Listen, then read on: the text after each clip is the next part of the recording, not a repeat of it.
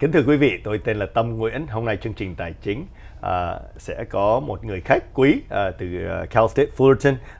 Ông tên là ông Mike Daniel. Hôm nay Tâm sẽ có đặt câu hỏi và trò chuyện với ông để mình học hỏi thêm về các doanh nghiệp, nhất là cái vai trò của ông về cái trung tâm phát triển doanh nghiệp SBDC. Hello Mike, thank you for joining me as a guest today. If you could share a little bit in terms of introduction of yourself with our audience. Yeah, thanks Tim, and thanks for having me here. My name is Mike Daniel, and I'm the network director for the Small Business Development Center that covers Orange County and Inland Empire. Thành ra ổng là tổng giám đốc của cái SBDC, và ổng cái khu vực mà ổng quản lý là từ Orange County, quận Cam mình, cũng như là Inland Empire là cái khu vực Riverside, San Bernardino. Thì ổng đang lo hai khu vực đó. If you could share with our audience, for business owners who've not heard of SBDC and not familiar with the services of what SBDC does, now we know that it serves Orange County and Inland Empire. Could you share what support, and first of all, is it really free? Yeah, it's a great question. Yeah. So the Small Business Development Center is hosted at Cal State Fullerton. So we are all Cal State Fullerton employees. The interesting thing is that we are all community focused. So we are all business owners and business experts here to help other small businesses start, grow, expand, scale. The best part is that we get our funding from the Small Business Administration and the state of California and many others, so that it doesn't cost the business owner anything to receive our services. Great. Ông Mike Daniel cũng như là các nhân viên của ông đều là doanh nghiệp tiểu thương và đều là nhân viên của trường đại học Cal State Fullerton. Hiện nay là cái tài chính và cái quỹ từ cái trung tâm này để phát triển là từ SBA. SBA stands for Small Business Administration. Small Business Administration và tiểu bang California của mình. Thành ra tất cả dịch vụ của cái trung tâm của ổng và nhân viên của ổng không có chi phí và tốn tiền cho cái người tiêu dùng. Could you share with us, in working with small business, what are some of the most common challenges that you see as a small business owner yourself, as well as the clients that you serve through your center? Yeah. So we just actually did a survey.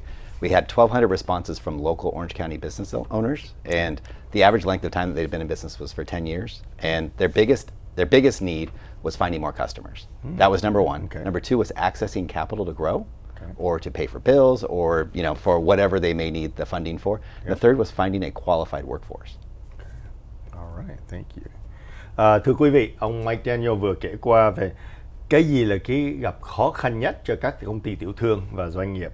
Thì ông nói vừa rồi ông làm một cái thống kê ở quận Cam, 1.200 người trả lời cái thống kê đó của các doanh nghiệp.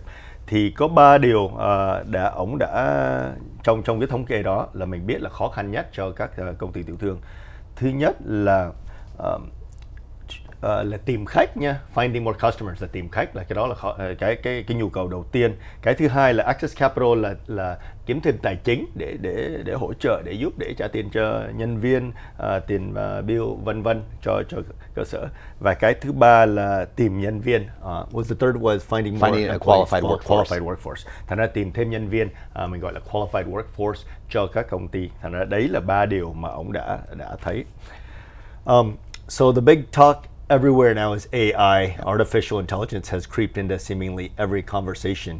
Wanted to ask you, how, as small business owners, is that so far-fetched? I mean, it's of course in big technology, big companies, but as small business owners, retails, nail saloners, a banh mi pho shop, how does it relate to us in any way, and how can we be positioned to help our businesses in the 3 things that you found in your survey? Yeah, and you're right. It is everywhere, and people need to start to learn how to use it. But it is a tool. It's a resource to help aid in what you're trying to do. So we really break down marketing, I think, is probably the biggest aspect that businesses can be successful. It's utilizing these AI technologies to help you build a content calendar, to help you build a small video, to help you build a flyer, to help you build the things that you need to attract customers, whether that be digital, social, as they're driving down the street. AI can help you with all those things, but it's not the be-all, end-all. Right, thank you. Thưa quý vị, ông Mike Daniel vừa rồi trả lời là bây giờ AI, cái thông tin nhân tạo thì bây giờ là đều ai cũng nghe đến hết. Thưa quý vị, thì đây ông nói là mặc dầu mình là công ty nhỏ và tiểu thương và mình là doanh nghiệp nhỏ, mình cũng có thể sử dụng AI. Và trong đó ổng cũng khuyên là mình dùng mình dùng cái này là để giúp mình. Đầu tiên là mình có thể dùng về marketing, hơn nữa là mình có thể làm mấy cái lịch để mình làm việc, hoặc là nhiều công ty nhỏ đã dùng AI để tạo được thêm mấy cái gọi là mấy cái video nè, hoặc là mấy cái flyer để mình làm, để mình quảng cáo. Hơn nữa, thành ra ổng nói là mặc dầu mình là công ty nhỏ, mình cũng có thể sử dụng mấy cái này. Are there Do you have staff or employees or consultant on your team that help guide small business owners with the use of this, or any advice in terms of using these new tools? Yeah, that's a great question, and we absolutely do. So, a couple things that we do.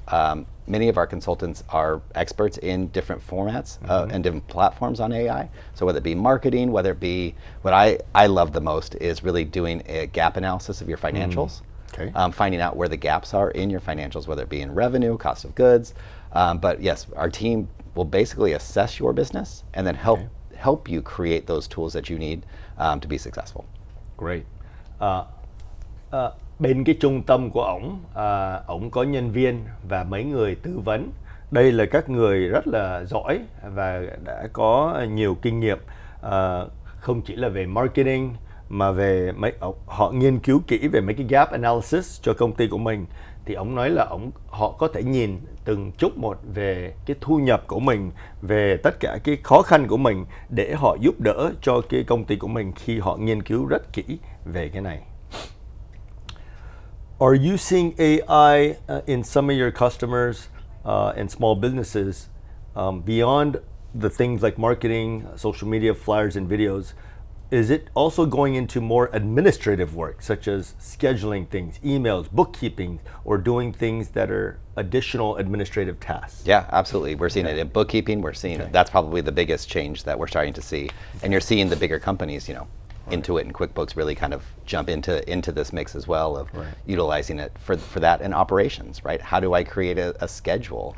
How do I make sure that I'm efficient, right? If I'm a retail business, how do I have the right workforce at the right time, but I'm not over, it's just the right amount to cover all the customers that are coming in. Right. So absolutely, we're seeing it in really different ways that people can use it. That's great. Thưa quý vị, ông nói là các công ty của mình đang dùng cho tất cả mọi khía cạnh. Trong đó cũng có ví dụ như là bookkeeping để mình làm kế toán, vân vân, hoặc là mình dùng mấy cái công ty lớn như là mình đã sử dụng như là Intuit hoặc là QuickBooks, họ cũng bắt đầu sử dụng AI trong cái công ty của họ để mình sử dụng. Ngay trong cái operations thì cái công việc hàng ngày, ông nói cũng đang dùng AI. Could you share any possible fears, misconceptions that being overwhelmed by this new technology that was just a few years ago didn't exist? Could you share what fears and common misconceptions people may have about AI? Yeah, I think the biggest fear, first of all, is just using it, right? Getting on to the platform, or you're going to put in your personal information and everybody's going to find it. I think those are the biggest fears, and there are a lot of safeguards on these different platforms, and you can also help safeguard it by taking out your personal identifiable information and different things like that. Right. But yeah, there are fears, and some of them are unknown fears that we don't know yet. But for the most part, there are a lot of ways to make sure that you're safeguarding your data and all of your information. Thank you. Thưa quý vị, ông nói là khi Tâm hỏi là mình có nên lo ngại hoặc là sợ cái gì về cái khi sử dụng AI hay không, lúc mình là công ty tiểu thương và nhỏ, thì ông nói đương nhiên nhiều người vẫn còn rất là ngại sử dụng, và nhất là khi mình bỏ một số cái thông tin cá nhân của mình vào thì mình cũng phải bảo vệ cái thông tin đó. Thành ra mấy cái mà personal information của mình thì mình cũng phải, ông cũng cân nhắc để mình bìa mình không biết cái đó họ sử dụng như thế nào, thành ra mình cũng phải gọi là bảo vệ nha. Thành ra đây là một số thông tin mới từ ông Mike Daniel. Tâm sẽ quay lại vô phần 2 trong giây lát.